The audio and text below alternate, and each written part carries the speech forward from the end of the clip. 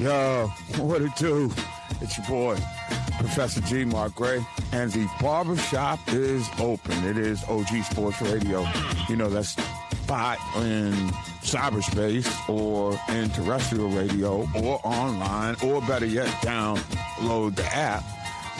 You can catch us and join us every day. You can have yourself a cold one in here. You can chill out, listen, catch some beats. And we will school you in a way that only the old school pop-pops would school you back in the day. Now, we got a number of different things that we're going to get to. We're going to take a deep dive into the NFL playoffs a little bit later on. Also, and I think we'll start it right here this evening because we were so engrossed over the weekend by the phenomenal Celebration Bowl that it was. It really kind of makes you get ready for this weekend's college football playoff to kick off with a quartet of games. And we'll talk some about that a little bit later on in the program. But I think I'd be remiss with everything else that's going on in the world. And we got plenty of stuff to get to. Condolences to the remainder of Meathead's family. And I'm just going to go ahead and open up that one with the Rob Reiner thing, because it's hard to believe that a kid would go off the deep end and murder his parents in such a heinous and vicious fashion. But I don't even know if that compares to the heinous and vicious texting by 45-47. And the thing that gets me about that is it's massive insensitivity all the way around. But let's be clear for a second. I mean, when it comes to people who were about you and me and had no reason to be down with that, and they're taken away in such heinous fashion, it just lets you know how this country is becoming a dangerously violent weapon of hate. And I think everybody now has to simply walk around with their head on the swivel. You have to look left and right, recognize the world is in your space. Because if you not having a criminal assailant behind you, you've got an ICE assailant potentially in front of you. And I hate to open up the show with a downer like that, but that's just how it is. And I'd be remiss because, we can't have a show as us without you. So I need to be able to present this information in fashion because it's not about politics. It's about safety. And when people can't be safe in their own homes, when you can't be safe in your own streets, these are pretty perilous times. And I was thinking about that last night. And through the magic of radio, which is beautiful, I also got a chance to see a HBCU basketball game last night. It was a Division II matchup in the CIAA where I think it was Winston-Salem State, storied program, led formerly by the great Clarence Big House Gaines, and Stephen A. Smith had allegedly played for them. They are a blue blood program in the largest and most influential conference in Division II basketball, which is the CIAA. So if you want to hang out with me and have a good time the last week in February, pull out your Kevlar and join me in Baltimore. Okay, that's a joke, fool. No, seriously, it's the best basketball tournament. I mean, because not only do you get great, compelling matchups for like an entire week, every game, you got the flavor of HBCU with it. And speaking of HBCU basketball, I missed the fact that Tennessee State on Saturday, again, because you're so compelled by the victory by South Carolina State, that we let my guy Doug Stewart flex on, and I'm all with it. So, we can't open up the conversation. If you're a fan of South Carolina State or you're a fan of HBCU sports, heck, Prairie View, you ain't got a damn thing to be embarrassed about. Not one thing. And I think sometimes you get caught up in the moment and you forget to give the team that came up its props for being gallant in their attempt to win. And it's just, unfortunately, in championship games, there's no such thing as a tie. But to know that Tennessee State on the basketball court last Saturday, they beat Nevada, Las Vegas 63-60, and they were trailing with 3 minutes to go in the game and closed the game with a 5-0 run. Why do I bring that up? Because this Tennessee State team is one of those HBCU teams that plays in the Ohio Valley Conference. They one of the teams that do, in fact, get an automatic bid when you win the conference. Looking at the analytics, because I haven't seen the eye test, and I think that's where a lot of analytic geeks make mistakes in sports. Everything is built, every decision now, I should say, is built on an algorithm. What are the trends saying? The best trend that you can find when you analyzing a team is the eye test. I have not seen the eye test. I've seen highlights. Tennessee State is athletic. They may not be as big as, say, even UT or Vanderbilt in their state, but they got athletes, and they've always had athletes. And when you have athletes that can go up against other athletes, it shrinks, the deficit or the potential for you to be blown out. And when it gets close, the better projected team gets tight. Having not seen the game, but seen highlights and accounts of the game, looked to me like it was the Tennessee State defense that held Vegas to under 40% shooting, and they only made 20% from 3-point range, and you're talking about a defense against a major conference team playing at home. I mean, this is big. They forced 18 turnovers, which scored 15 points. To me, that's the difference in the game. But the thing that makes Tennessee State different as an HBCU is that they're built, I'm not going to say like a SEC team, because SEC teams have always had great athletes who became basketball players. Charles Barkley, Shaq O'Neal, Robert Horry, guys like that.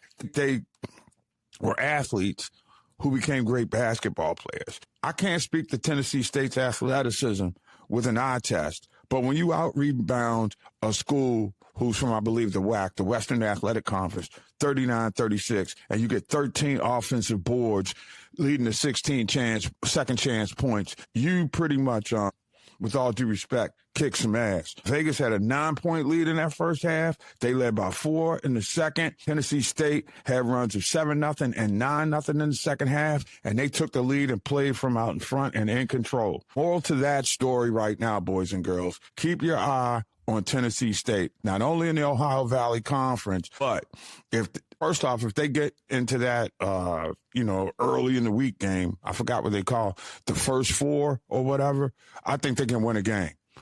And to me, the symbolization of that advances the brand of HBCU basketball exponentially, kind of like when Hampton made their run into the round of 32 back in the day.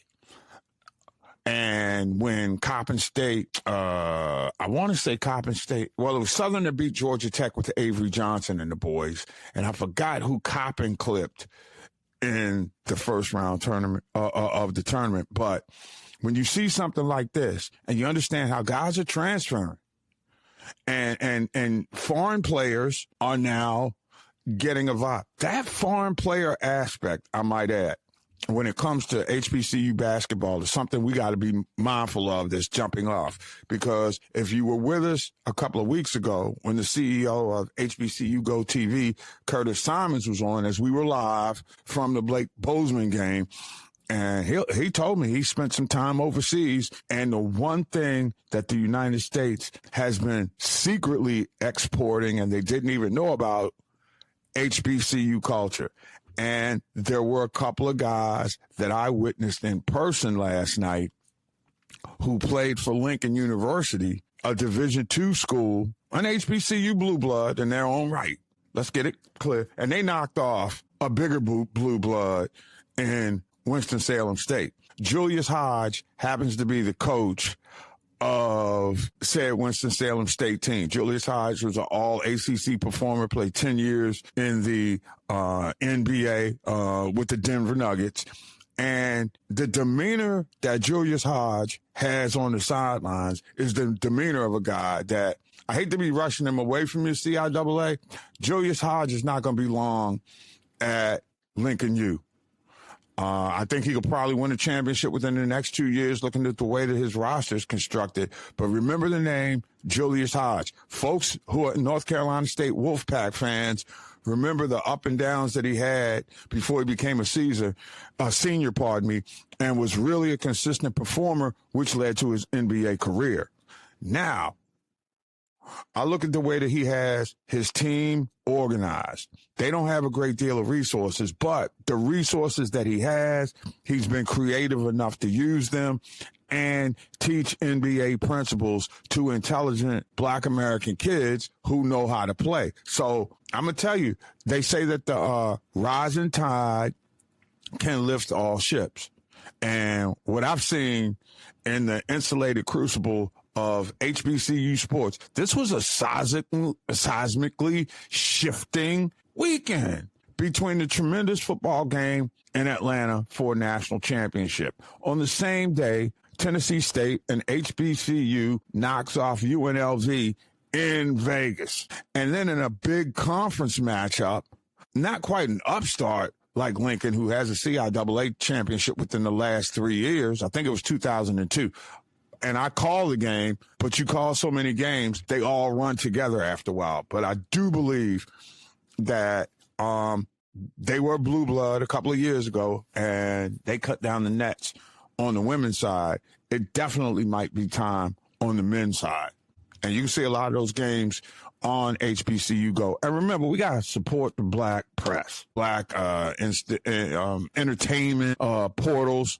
I mean, unless they showing that reality show garbage. Okay, let's be clear for a second. I'm sick and tired of all this love, hip-hop, skank, banging, all that. Enough of that.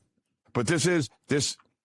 I'm not going to say this is the glory years of HBCUs like it was when I was just coming out of college and the whole different world thing was taking over. But now, here we are, 20 some odd years later, with those shows and reruns, kids seeing that, wow, this is the kind of lifestyle we can have after high school. Oh, I'm going to check that out. Then you get the overseas audience, a bunch of them who are athletes who may, for whatever reason, not be able to play for schools in their country for whatever reason, have now bought in.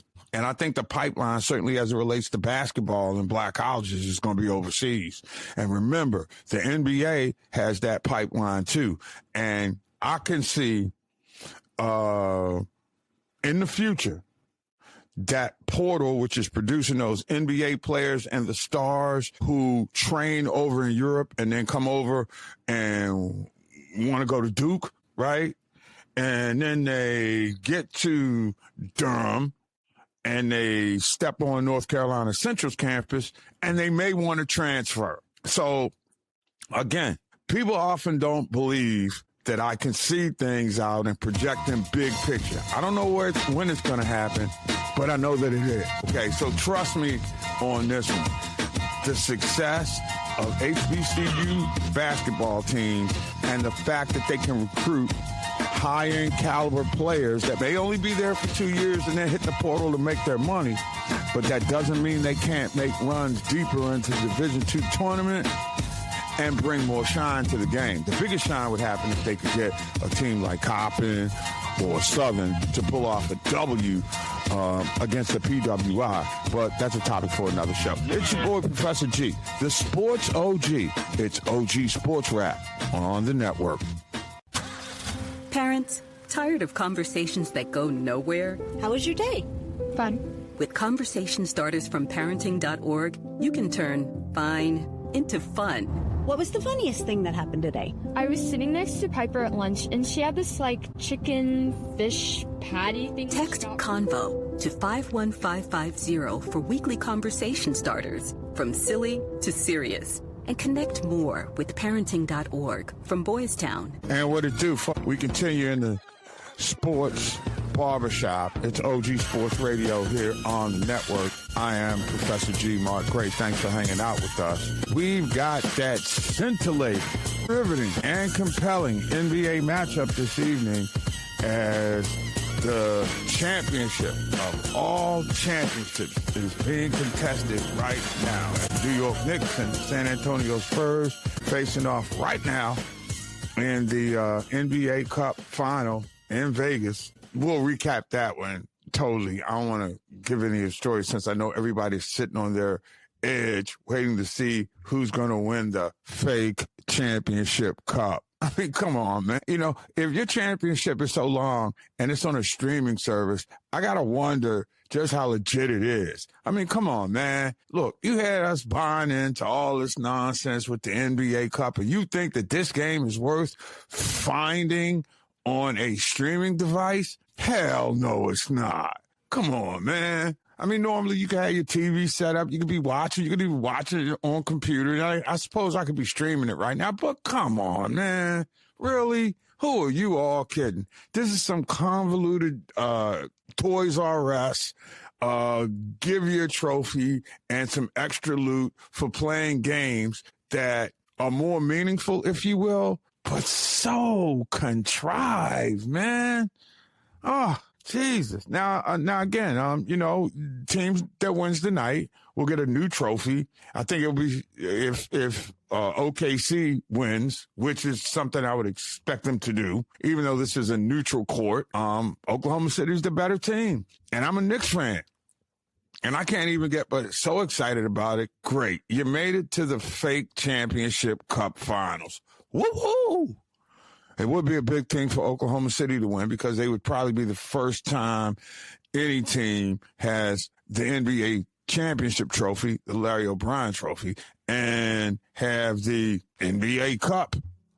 Which brings us to the question, you know, all trophies are named after somebody. You know, Lord Stanley's Cup, Larry O'Brien trophy, Vince Lombardi trophy. You know, what do we call the NBA Cup trophy?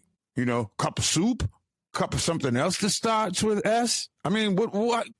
If it's a tournament, it's supposed to be like the, quote, tradition like no other, you know, where you have one shining moment. What is the shining moment of the NBA Cup other than the damn floor who looks like you just took it off of 2K4? What are you doing to me, NBA? What are you doing? You're bastardizing my league. Anyway, I digress. I don't know if you saw this last night, but Cooper Flagg became the youngest player in the NBA to score 40 or more points in a single game. How about that? He dropped 42 points, but they lost, okay? Stop showing me individual performances that are epic when the team loses. You know, I know everybody wants to make Cooper Flagg the marketing face of the NBA. Not gonna happen. As good as this game is, it's just not that sexy. He doesn't play really enough above the rim. Now, is he going to be an effective NBA player for 12, 15, 18 years? I do believe that. But, you know, and I think it's a great achievement to have scored 40 points in a game that your team lost. And see, that's what it is right now. My question is, Cooper Flagg, who is used to winning, let's be understanding about that. This is the first time in his life that he has ever lost as much as he has over the course of a 25 to 30 game stretch. And that will wear on you after a while. Now, you can come back from injuries, deal with it, work hard, get back out there. But what real pros struggle mostly with is, you guessed it, losing. This ain't something that's a part of their DNA. And so Dallas is a hot mess. And while Cooper Flagg was living the dream, he got an opportunity to go home. And most players will tell you, if you have an opportunity to play in your hometown, you take it, unless you're smart enough to be Kevin Durant. Yeah. You know, because there are people in the DMV right now who despise Kevin Durant for not wanting to play with the Wizards. You know what I say to those people? That was a great business decision on his part. You know, just because a lot of people want you to join them in the love of misery. I see where Kevin Durant has become a successful businessman so he can contribute back to his community. And he couldn't have a better ambassador than his mama. Let's be clear about that. Mama not one of the nosy mamas that's got to be out there to make a name for herself, but she does have to be out there to keep the brand of his foundation alive by doing stuff in the community. And the investment that, you know, Durant, who played at the University of Texas, never really attended an HBCU, But the HBCU in his hometown county, he basically bought and built a new gym at Bowie State. Okay, literally.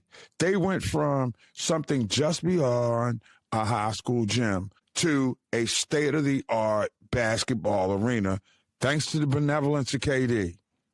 All right, so I just want to put that out there. While you know that Cooper Flagg has to be frustrated right now in the comedy of futility that Dallas is, which would have mimicked what KD saw would happen to him if he had come to Washington to play for the Wizards. You know, and to me, when I look at that franchise and that organization, it's like, you know, a placemat.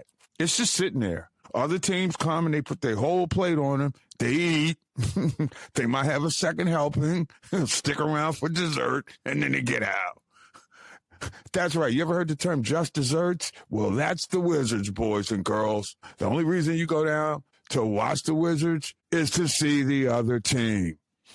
And they keep, and the league is littered with places that are having the impact of former Wizards who leave and do well. That dude, Denny Avila, now, he was supposed to be one of those foreign saviors. According to the front office in Washington, he could not get it done. Now I look at him and he's doing work throughout the league. Come on, man. Anyway, and again, I've stopped. Well, I haven't been a fan since they changed the name.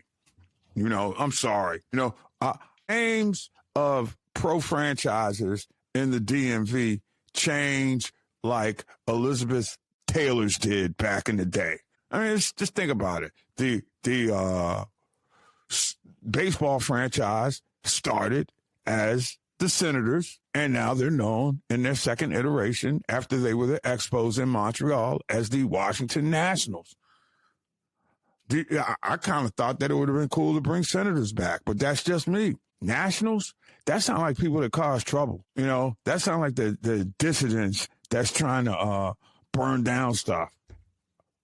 Senators, even if you don't believe in the guys on Capitol Hill these days, there is a statesman-like classly persona that goes with that name, where Nationals are like, yo, you're radical, you know, always protesting. Heck, maybe if the team had kept the name Senators, the city itself would be respected more by ICE and other federal agencies. But then again, that would require having competent political administrative leadership. And we all know Mayor Muriel Bozo and Evelyn Stay Holmes Norton were feckless in defending the people of their municipality. I'll say that publicly. All right. And Eleanor Holmes Norton is the personification of the old school politico who hung around too long. You know how you see that aging quarterback, say Phillip Rivers, come out? Yeah, he looked good last week, but he'll take a pop next week, and that may send him back to the high school sideline forever. Let us hope that is the case with Eleanor Holmes Norton. That political announcement is endorsed by me and me only, okay? Let's be clear. Well, then again, I might have heard Roland Martin say it too, but that's me. Anyway, so the scintillating matchup in this NBA Cup continues, and we will break it down since that is the big NBA action going on right now on a pretty light night in sports. Giannis still out with his calf injuries, and the Knicks could certainly use him tonight. And that's pretty much where we are. Now, there have been some interesting performances throughout this Cup. All right, I will give credit where credit is due. Jalen Brunson and Wemby on Saturday just put on an effort in the Garden that was just bananas. Brunson, who is having to score too much in New York. Now, I know Knick fan likes to watch him play or whatnot. You know, this is the thing I hate about Mike Brown, and I make no excuses. My blood bleeds orange and blue for a variety of different reasons. One of them, the Knicks. I cannot stand the way that my head coach of my team in this particular situation runs his bench. He's running Jalen Brunson into the ground. I mean, there's gotta be a way for coaches to understand big picture if you in it to win it, as in a championship. And one of them is, it's like players are almost like automobiles. You have to know when they need routine maintenance. You have to know when to change the oil. instead of going into scream mode and saying, suck it up and keep it moving. And that's going to wear thin on a team that's fragile from a health standpoint all season long. Mike Brown hadn't shown me he knows how to load manage. And load management is a thing these days. The game has evolved into a way where you got to watch the minutes that guys are playing every single night. And I think Mike Brown is like, put some dirt on it. Be tough.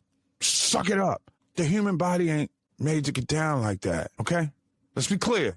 The human body is just not made to handle a guy like Brunson having to score 40 points, taking 27 shots, dropping 8 dimes, and grabbing 4 boards. His body's going to break down, and when are they going to lose? Because the Knicks can't do a damn thing without Jalen Brunson.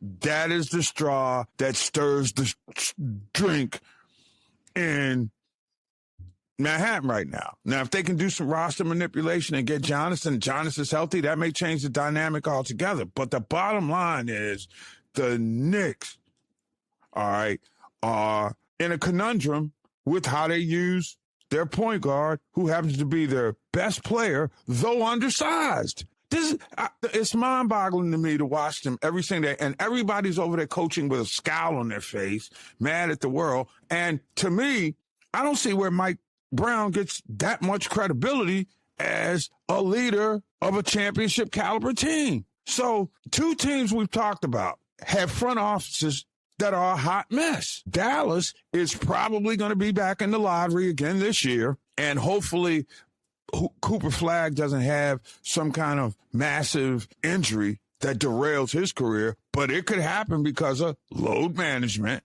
and an incompetent front office. And those are the things that hurt the league more so than anything that the players are doing right now, except for like straight sitting out. So there's got to be some meeting of the minds here. Certain organizations get load management, others do not. But when you're a championship contending team, that has to be as much a part of your scouting and player development as anything else. And to me, when I look at the Knicks, their head coach don't get it. I'm Professor G. Mark Gray. It's OG Sports Rap on the network. All right, boys and girls, this is your night. This is the one you've been waiting for. It's the NBA Cup night, as we literally have ones of fans right outside the building right now, chanting feverishly as they watch the big screen outside in Times Square. Not really. I don't mean to sound like I'm mocking the, psycho layer floor tournament, but I mean, for real, it's big money for the players. I mean, that's a cool little side check if you win. As a matter of fact, even if you get to this round, it's a big day. I think all the players get $1 million if they win, and the second place team pockets another $500,000. I mean, that ain't bad, even after taxes. And it's not like you're working any harder than you have to, so it works for everybody but the fans. And I will definitely talk about that a little bit later on in the program. But just as a recap, following last night's Steelers win over the Dolphins, Miami has been officially eliminated from playoff competition. Wow, who thought they were going to make a big comeback? So now we can focus to Week 16. And this is a big week for the Rams and the Broncos because they chilling and they know that they're already in, be it a wild card or division champs. Now you got an Eagles team that has a chance once again to take care of its business and ease up a little bit. I think, just winning the division, just getting to the finish line right now is something the Eagles can really focus on, because once they do that, I think some of the cloud lifts, if you know what I'm saying, in Philly. Not that the sun shines all that bright at any time. This definitely brings out more clouds. And what's happening is they just need to get over the hump to clinch the division. I mean, and you would have a miracle of biblical proportion, in my opinion, if they blow this one. Now, stranger things have happened. We've seen weird things, craziness personified. They still are world champs, but to a lesser extent. You kind of almost look at the Eagles in the context of the Chiefs right now. They beat the Chiefs. Now, I'm not quite sure anybody thought that they were a dynasty in the making, but you did have to respect the fact that they had a lot of good parts, leadership at the quarterback position, an elite caliber defense that people are forgetting to talk about. But, of course, those guys can't keep from spitting in people's faces and taking personal foul calls. But the Eagles, we must remember, are still the world champs, and they still have the parts in place if the adults in the room get out of the way. And one of the biggest immature adults is their leader in Nick Sirianni. I mean, it's too much of the frat boy quality on the sidelines in the NFL. I mean, I look at Dan Campbell in Detroit right now. Dude is great in his Applebee ads, but he needs to give the play calling to somebody else, consult somebody at the last minute.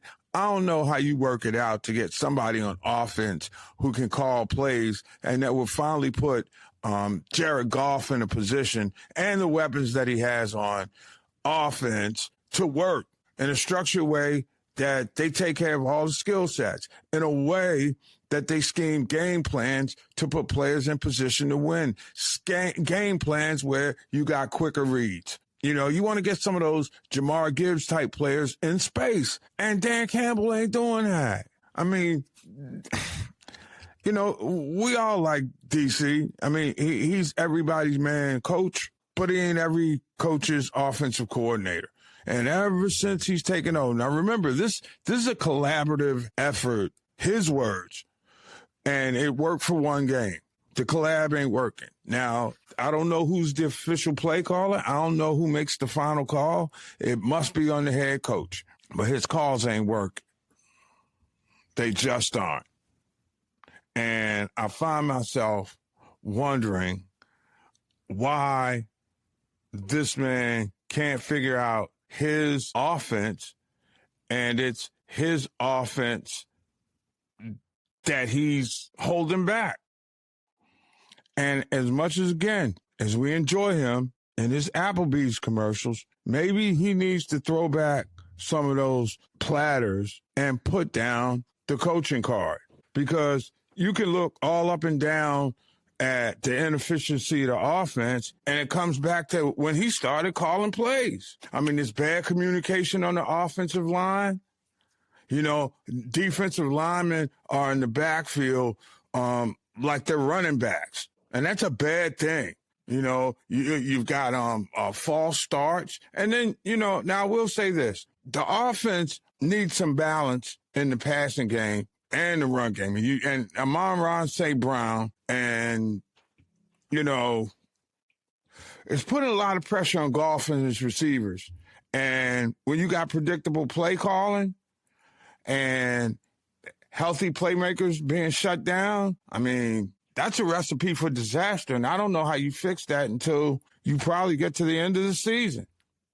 And Campbell's inefficiency has the whole team playing, bad in moments. They're situational football is what they call it. And they kill themselves with penalties, tons of holding calls. Jameson Wilson has got garbage can lids on his hands. But again, it all goes back to bad play calling. And they got to fix that. That's a coaching thing. You don't see issues of effort. And that's the thing I think which bothers me the most about the way that people are looking at the Eagles.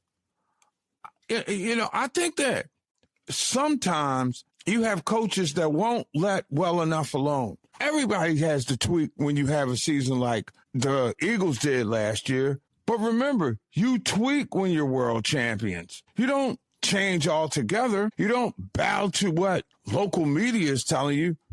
And a fan base that'll still shoot Santa Claus while being world champ at Christmas time.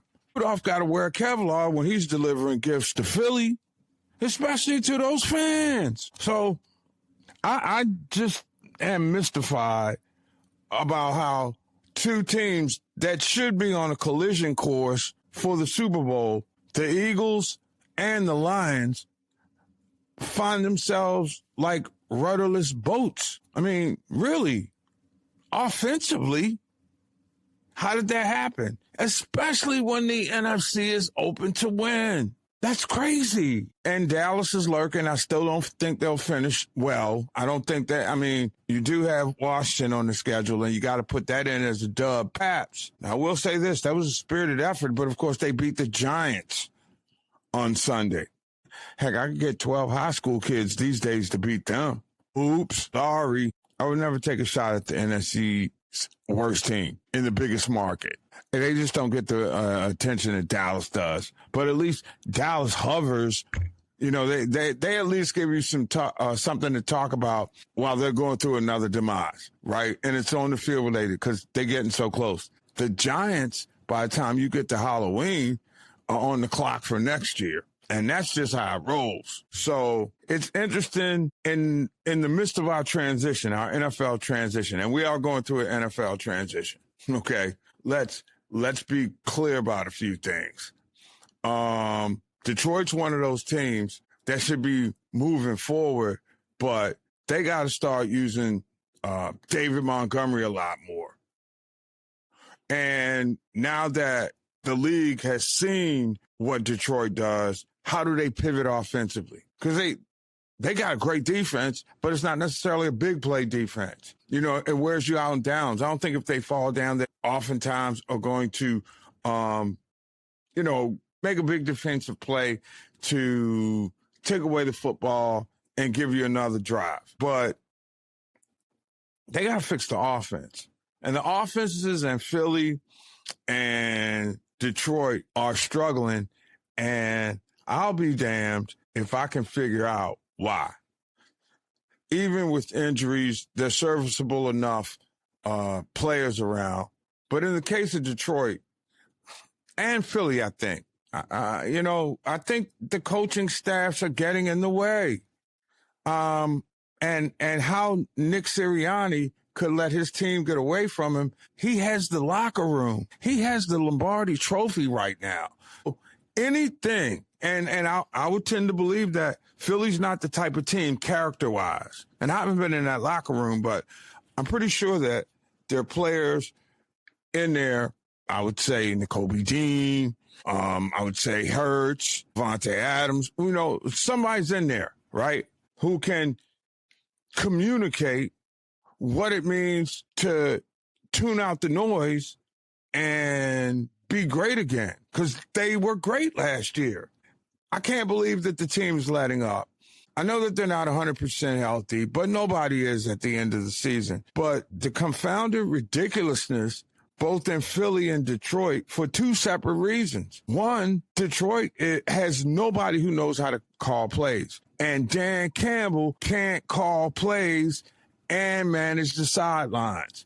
When he's managing the sidelines, they're doing all right. He's kind of like overseeing the game, which is what coaches are supposed to do. Your coordinators develop your scheme. They handle some play calls, but they handle play calls based upon how the coach is feeling in that moment. The head coach makes the call. He relies on them when he has no call to make said call. But you have to wonder, in these two contenders, headphone microphones is going on the field, are they not confusing their teams? I think Philly and Detroit coaching staffs right now just aren't in sync with each other. They're definitely out of sync with their offenses, and the defenses are not getting enough stops. So all things being put in place, boys and girls, you can't blame the players in either one of these places. The injury thing is a bit of an injury thing in Detroit, but what I'm seeing right now are two coaches that are somewhat losing the team may be a bit too strong, but I am going to say they seem to be a little bit out of touch with what's best for their team. And those guys are the ones that have to figure it out. And Sirianni will never get the locker room back if he loses it this season with them crashing and burning and not making the playoffs. And as far as Detroit is concerned, I mean, quite frankly, as long as the Lions are in contention, I'm sure people will have a smile on their face. Hey, remember, Detroit, you might have lost, but at least you were there for the first time this century. Just something to think about before you go off the deep end. And Philly, you still got the trophy. Quiet down, why don't you? But then again, we all talk about Philly. Anyway, it's OG Sports Rap. It's your boy, Professor G. Y'all come back now, you hear? OG Sports Rap continues for hanging out with us as we continue to move it along. My NFL insider, Lloyd Vance, joins us right now as we now have an official body of work, and we know who's not going to be in the postseason. And a lot of it has to do because of bodies breaking down. And I want to open up this week's conversation with the saga of Patrick Mahomes and the Kansas City Chiefs. It's been a great run. I said yesterday on my program that, you know, it was a wonderful dynasty, but it's all over. I'm seeing Patrick Mahomes break down, Travis Kelce break down, Chris Jones break down. I mean, when you have all that wear and tear on your body, it was bound to happen. Do you think the Chiefs, as we knew them, are done? Well, it's interesting, Mark, because I kept picking them over and over again, and everybody said, look, Lloyd, you got to read the writing on the wall that this team has reached their limit, and they won 9 consecutive division titles. This will be the first time since 2014 that they're not in the playoffs, but it is kind of a changing in the guard, and it was the tip of the iceberg. Unfortunately, Mark, he gets hurt at the end of that game. Patrick Mahomes with that knee injury, and you thought, okay, they were driving, maybe they get a Butker field goal to tie this thing up, and they can pull one out once again.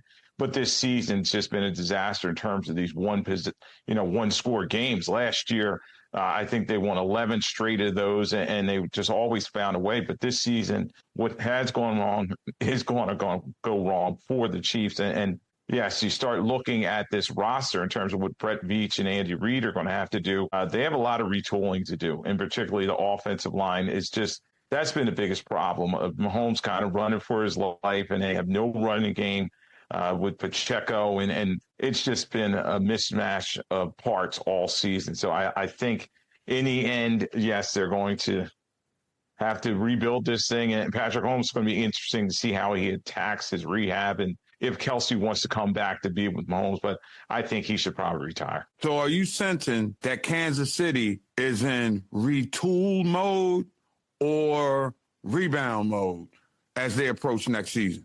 It's interesting because a lot of people are saying tear it down, rebuild it, and there are, when you terms of looking at the roster, you know, it's 53-man roster. When you're talking about getting rid of 10-plus players, you're talking about, yes, a total rebuild. And it could be that type of situation because they also have a lot of guys that make a lot of money, Mark, and they're over the salary cap. They're going to have to look at that in terms of how they go forward. And with Mahomes' injury, they do got to get a viable backup in there. They need to get better running attack, as I was saying earlier. Pacheco's just not getting it done. Maybe a replacement for Kelce if it's not going to be Gray. And then the defense, Chris Jones, at his age, is he going to keep playing at that high value that you want to pay him that much money? And then some of the other pieces on the defense, they are getting old and need to be changed. Lloyd Vance is with us, our NFL insider, as we talk the National Football League here, OG Sports Rap on the network. Speaking of another old head, Phillip Rivers came out of retirement. I don't think he did anything to embarrass himself, but the problem seemed to be a lot bigger than just at the quarterback position in Indianapolis right now. What do you make of where they are right now, and how would you categorize their season, given that there was so much of a hype figuring that they were going to take another leap to get back into playoff contention? Yeah, it's crazy. They started the season with all those wins. They're running away from everybody in the division. They're 8-2. And you think, okay, this is fine. The Indianapolis season, you know, Irsay unfortunately passes away. Maybe they win to honor him. But unfortunately, this team is kind of falling apart. You had Daniel Jones with that Achilles injury. And then I don't think they really looked around. You know, Shane Steichen said, who knows my playbook? And he brings in Phillip Rivers, 44 years old. And yes, he accounted for himself pretty well. You know, he showed a lot of moxie, a lot of grit out there. But at his age, you just wonder how much he's going to be able to do. It was a competitive game. Seattle, in my opinion, kicked way too many field goals, but they got it done in terms of 6 field goals to win it 18-16. To the Colts' credit, they had that 60-yard field goal to take the lead, but they left too much time on the clock, about 45 seconds or so. And Darnold, a lot of people have picked on him all season, but he was able to lead that drive to get that game-winning field goal. So good win for them, but I think, unfortunately, the Colts are going to miss the playoffs, and then they're going to have to start thinking, okay, what do they do from here? Because Jones is not under contract next season. They have Richardson, and then obviously Phillip Rivers at his age, he's probably not coming back. Bold prediction then. If they get a top 5 pick, or can maneuver some things, could you see Mendoza, the Heisman Trophy winner, beginning his pro career in Indianapolis? Interesting. They would have to make that trademark. And if the draft was today, we know that the Giants would have that number 1 position. And I've been saying all along, Joe Shane has a lot of holes to fill in terms of that roster. Maybe he trades it and then another team jumps up there. But unfortunate for Mendoza, if he falls to number 2 right now, he's probably going to end up a Raider. He's going to end up probably with the worst team in the National Football League. And we've seen it a lot with these Heisman Trophy quarterbacks and college stars where they have to go to very bad teams and they have no chance. So really nice, likable young man, but we'll see where he lands up in the National Football League. Oh, so what are the experts saying as far as the scouts are concerned between he and Diego Pavia? You finished with that 1-2, I guess, in the Heisman Trophy voting. Who's the top quarterback right now as we speak in December? Yes, the interesting thing is a lot of the higher rated quarterbacks like Arch Manning, they've decided to go back to college, get in the 2027 draft. Pavia is just kind of short. He's not a pro height quarterback. He's exciting, makes a lot of plays. But I think Fernando Mendoza checks off a lot of the measurables in terms of height. He has good arm strength. Obviously, great leadership ability in terms of leading Indiana to the Big Ten title for the first time in a very long while. And they beat Ohio State, and that was his signature victory. So he's going to get his chance at the playoffs, and then he'll go to the combine. But the executives that I've talked to really like him in terms of his leadership skills. So I think he will be one of the higher quarterbacks taken. But this class is kind of lacking, in my opinion. The quarterback class or the Heisman class? The quarterback class in general, Mark. I don't see a lot of these guys being top 25 quarterbacks in the draft. You might see somebody reach for a quarterback, but it's going to be interesting to see what some of these quarterback needy teams end up doing, like the Saints, the Jets, and the Raiders that I talked about earlier. Fellow insider Lloyd Vance joins us right now as we continue here on OG Sports Wrap. I'm Professor G. Mark Gray. Thank you for hanging out with us. And in terms of Heisman finalists who have NFL high grades, what do we make about Jeremiah Love? And I ask that purely as a burgundy and cold apologist here in the nation's capital who would love to see him flanked next to Jaden Daniels and take your shots from there. But how does he project to this point?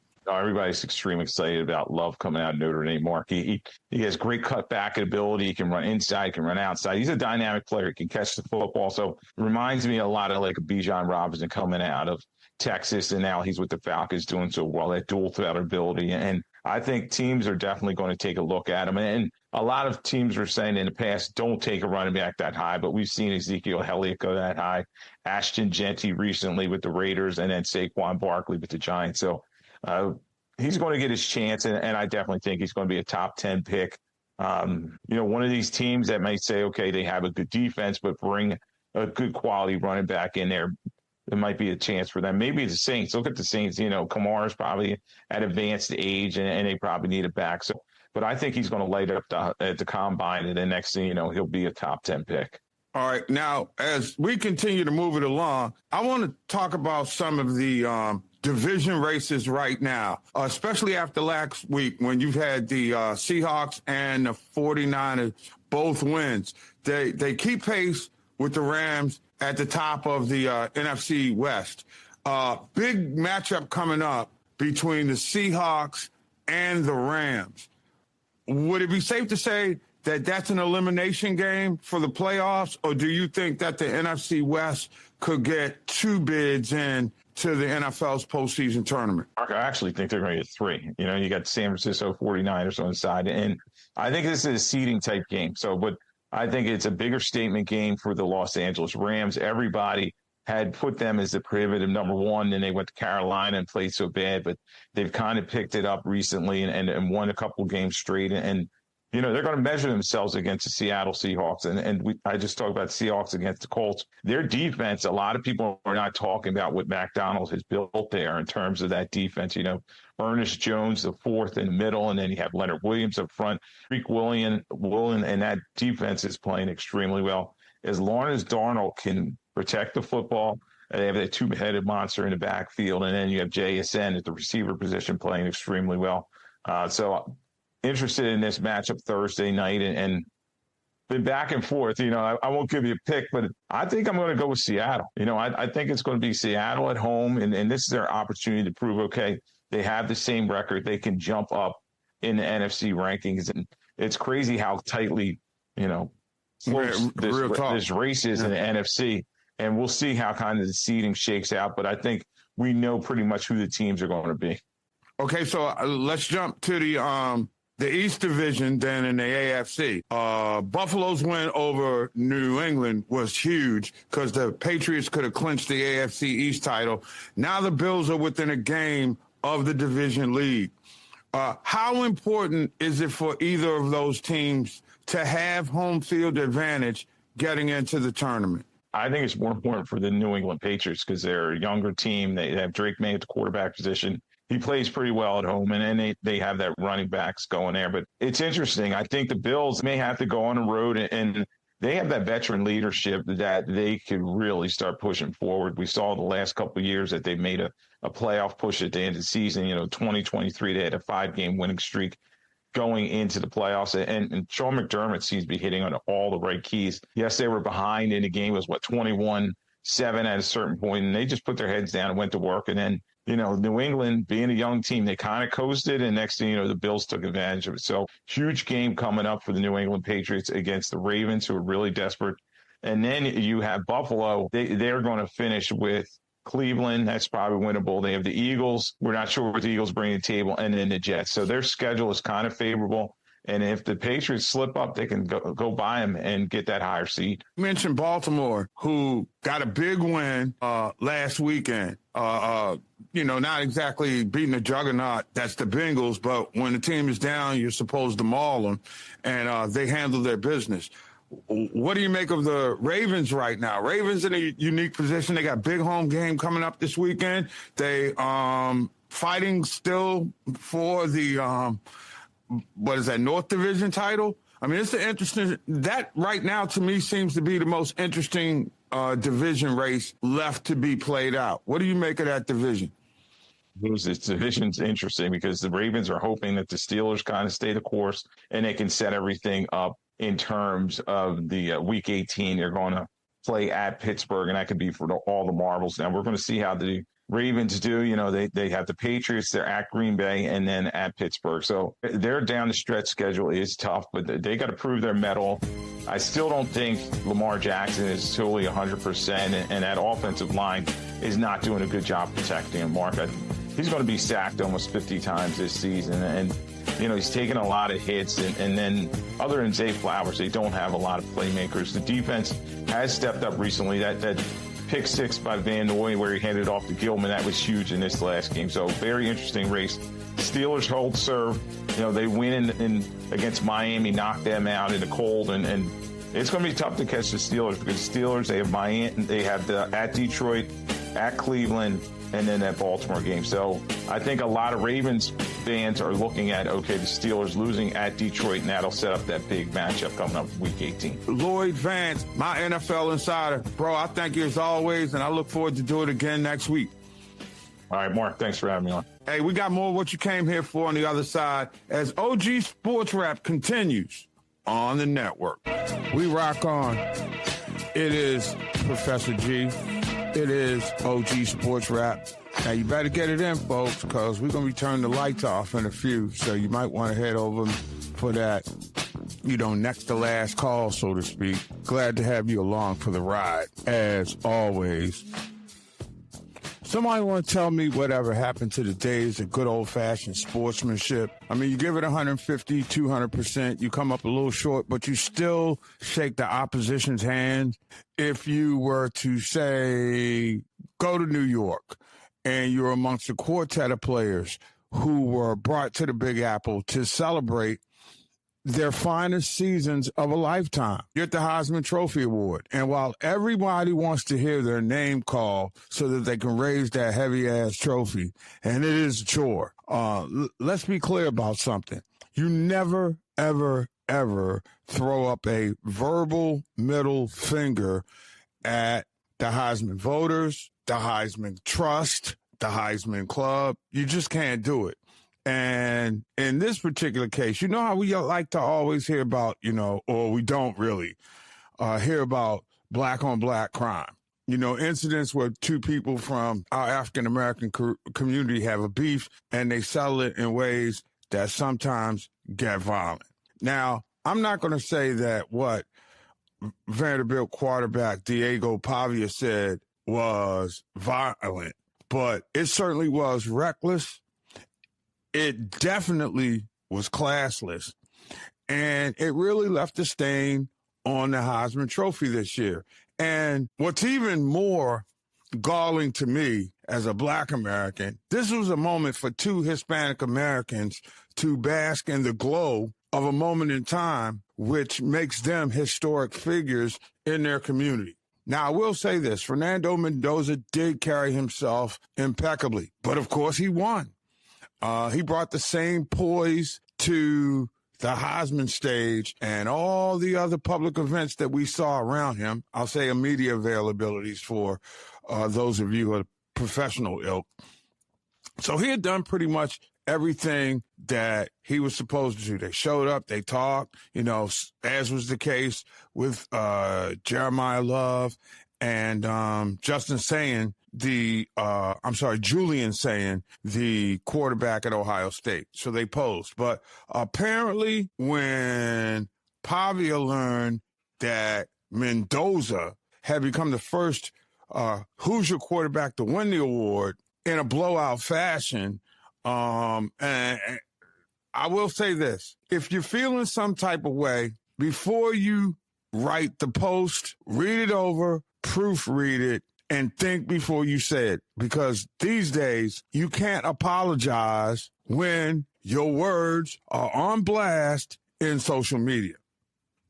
So as everybody does who bickers these days, they head to Instagram to whine.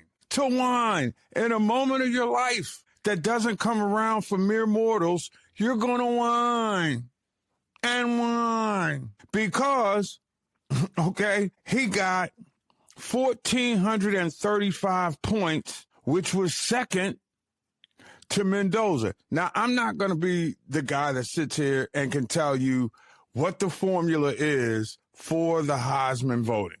But I will say this.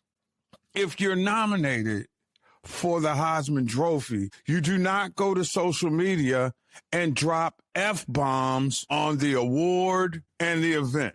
Now, in case you missed it, I'm going to sanitize it as I read it to you. But I was blown away when I saw all caps signifying yelling and the F-bomb leading the sentence.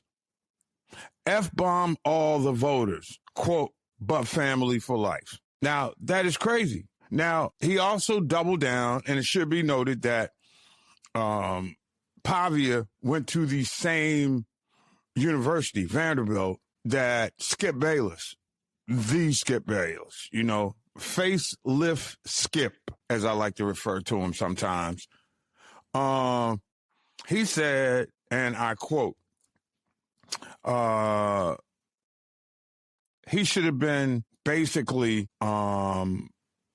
more or less thrown off the award, said Skip.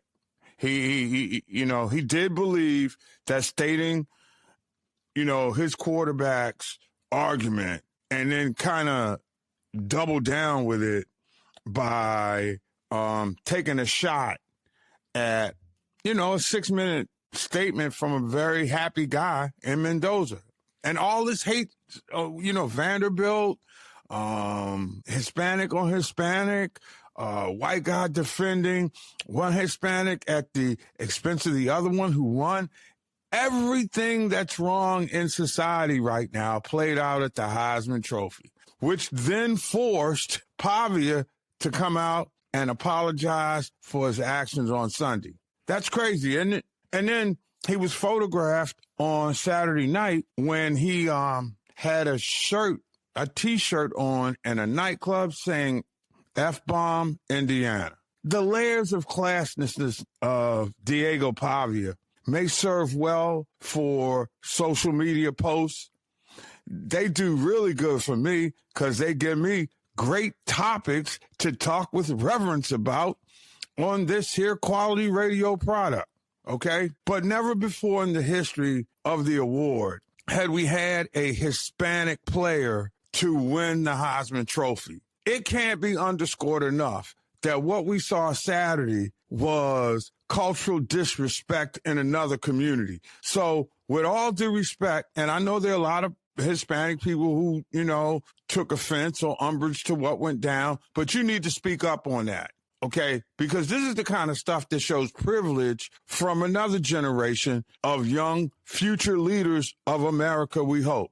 There wasn't a guy standing on that stage. And I don't know if ever in my lifetime I had seen a more colorful Heisman Trophy quartet. I mean, you think about it. He had two Hispanics, a brother, and a white guy. Never before on that stage had we seen more people of color than those who were white who were candidates for that award. Now, again, I haven't been around for all of them, okay? But I'm just talking about the ones that I know.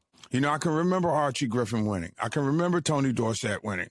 I can remember, Charles Woodson, Desmond Howard. I remember those things. But even those who stood on the dais and did not win, who really were disappointed, kept it to themselves and didn't go to social media. And I think that's where I am with Pavia.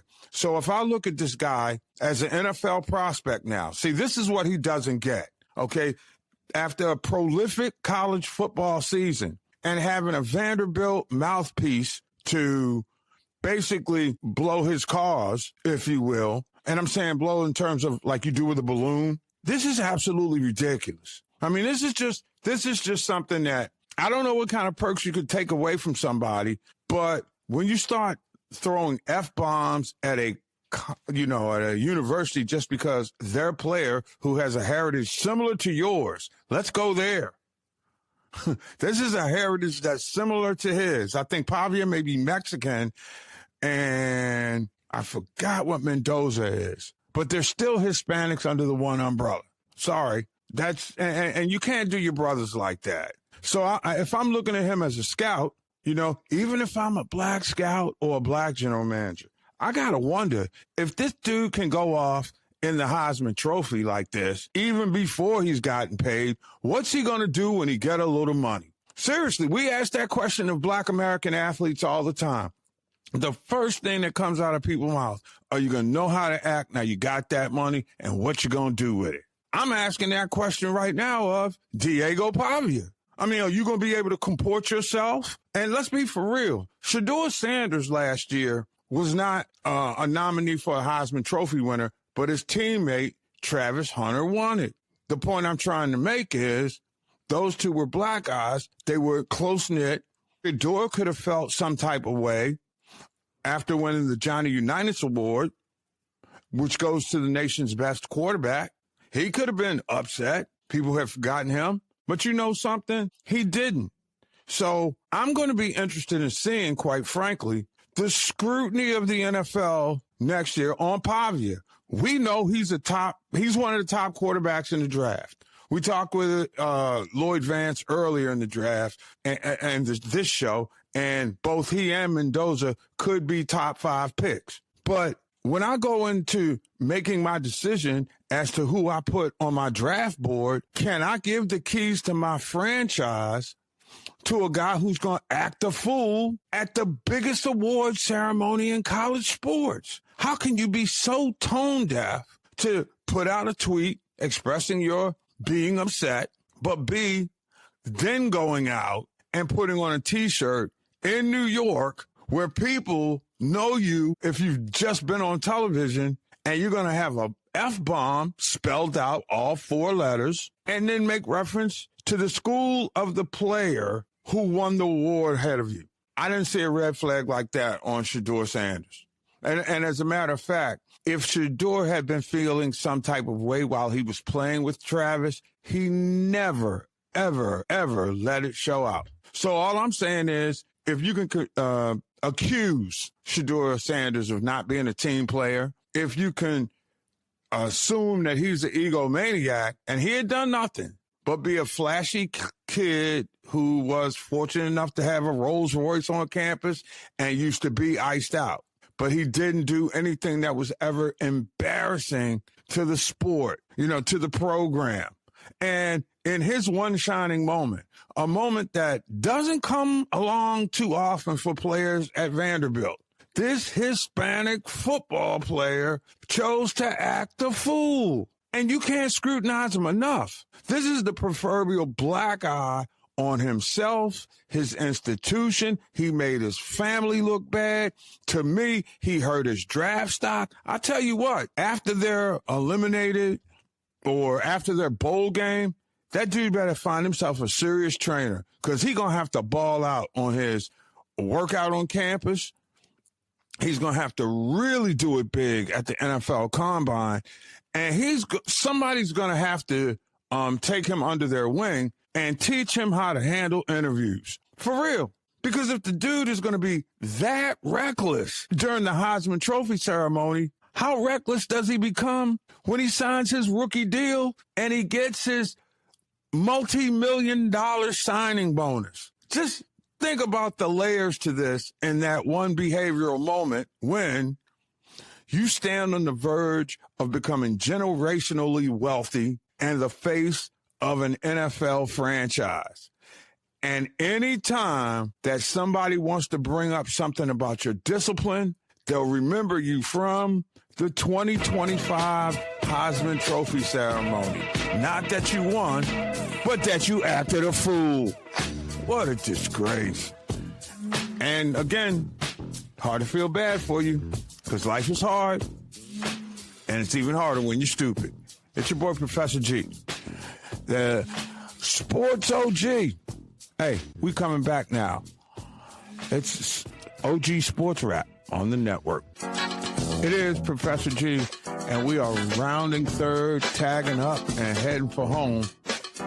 And, if you're one of those people like me who could do without all the histrionics of Christmas, I'm not the big guy that wants to put up the tree, but I do.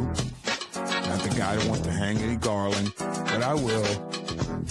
And I really don't like the wreath because I got pricked so many times about having the live ones back in the day that I guess maybe I have some sort of phobia.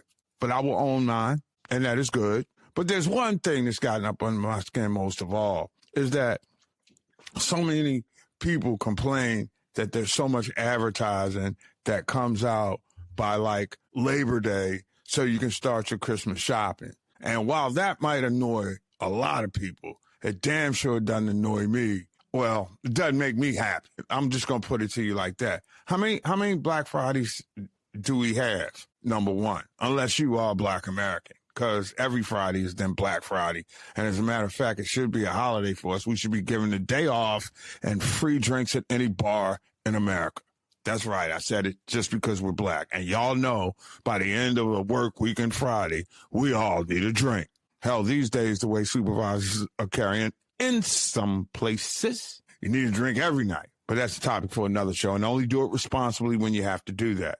But, as that growing debate, every year we get to Christmas time and something, and it's just like, the 12 days of Christmas, which has now gone down to the 10 days of Christmas. And I'm just wondering, why did we go from 12 days of Christmas to 10? Is it because of the 2 Black Fridays in the midst of it?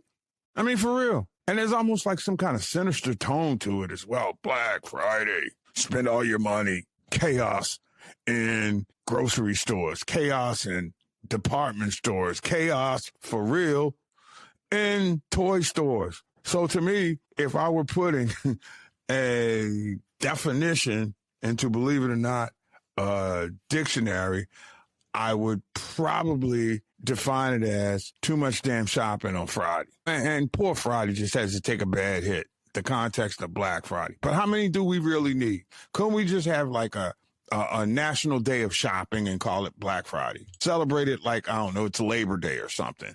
And then maybe some enterprising young person would knock the hell out of somebody who got off a boat in some waters of Alabama. I digress. Oh, that will never, ever not be funny. You're going to get off the boat and hit a sailor, a captain? Well, you won't be doing that anymore. It was hilarious. But fortunately, there have been no fisticuffs that we know of that come up yet on Black Friday. I mean, we haven't seen anything. I mean, but you think about it, if it's shopping and shopping for doors, what are you going to fight for it? Matter of fact, I'm so out of touch right now that the little one is like damn near grown.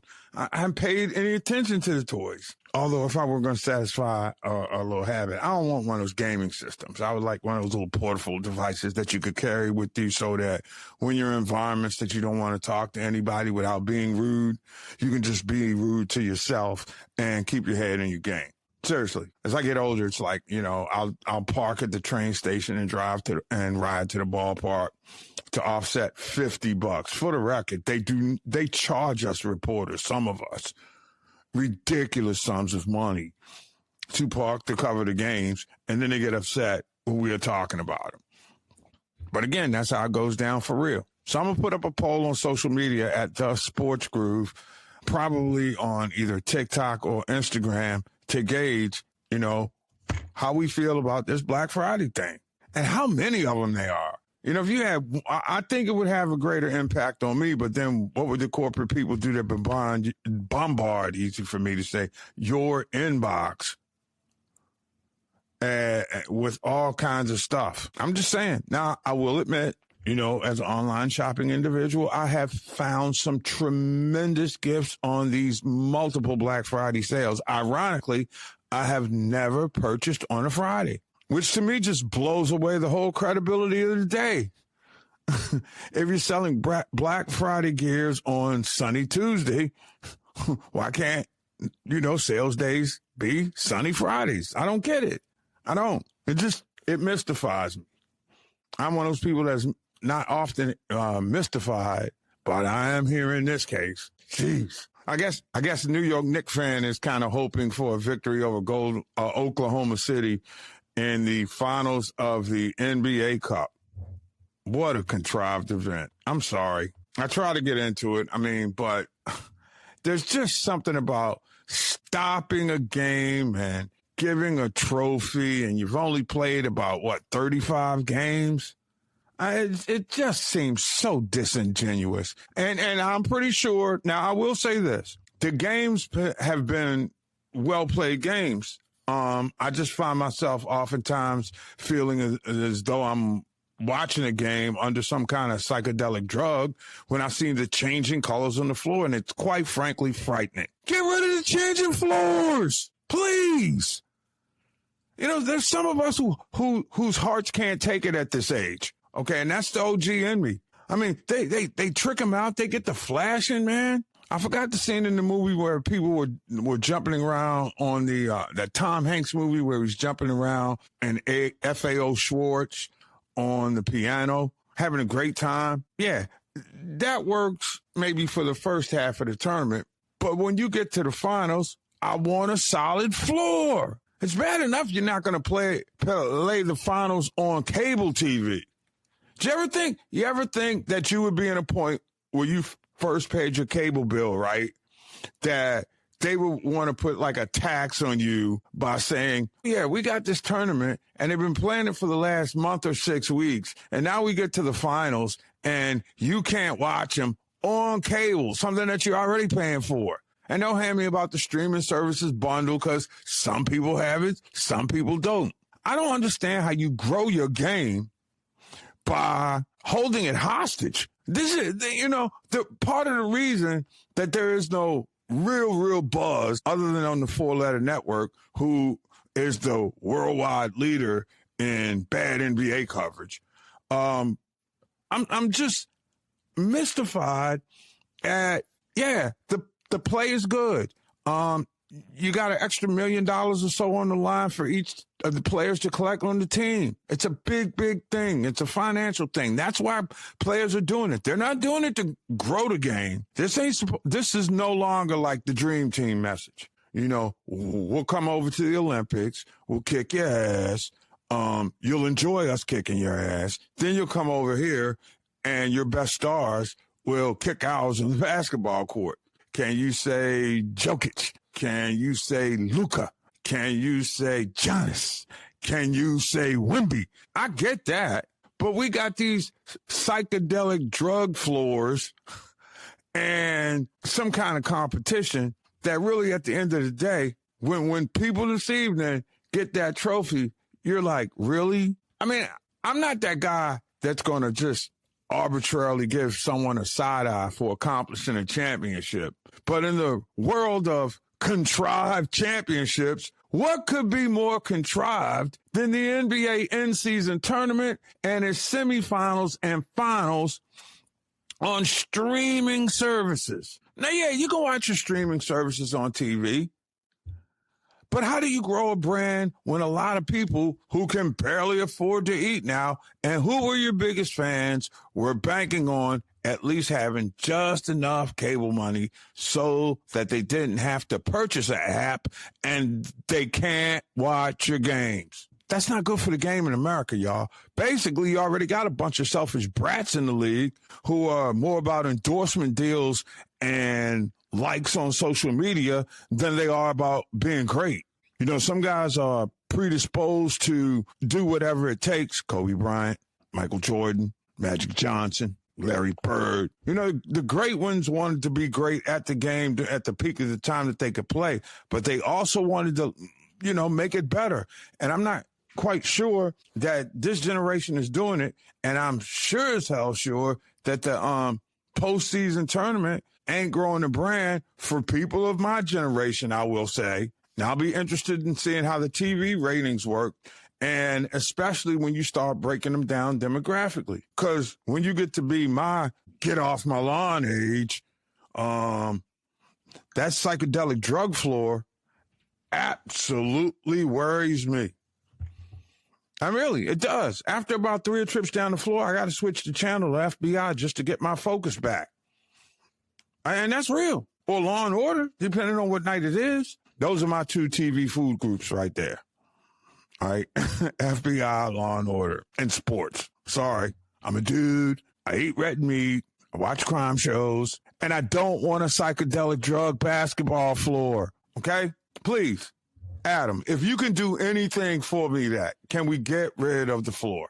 And if we can't get rid of the floor, do we have any analytical data that says fewer people will watch than those who try and end up hungover in the morning from the dizziness created by the halcyon floor? Okay? Will you please do us a solid, bruh? All right? Now, I'm trying to give you the benefit of the doubt on the labor impasse with the ladies in the WNBA, okay? So if you keep extending the CBA so that they can continue to negotiate, get that deal done. But whatever you do in the interim, please get rid of the halcyon psychedelic drug floor. Please. Seriously. It really, really, really gives new meaning to transition game. I'm serious.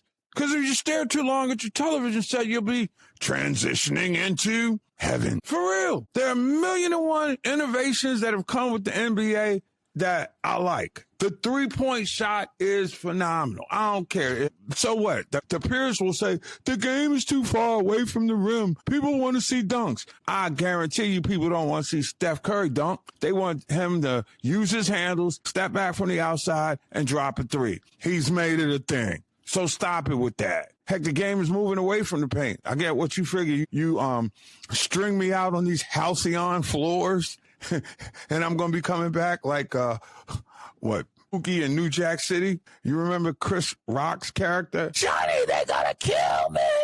Yeah. Well, that's the way I feel right now as this NBA psycho floor continues to blind me in the midst of what's supposed to be a championship moment. Come on, man. Wasn't this the league to say no to drugs?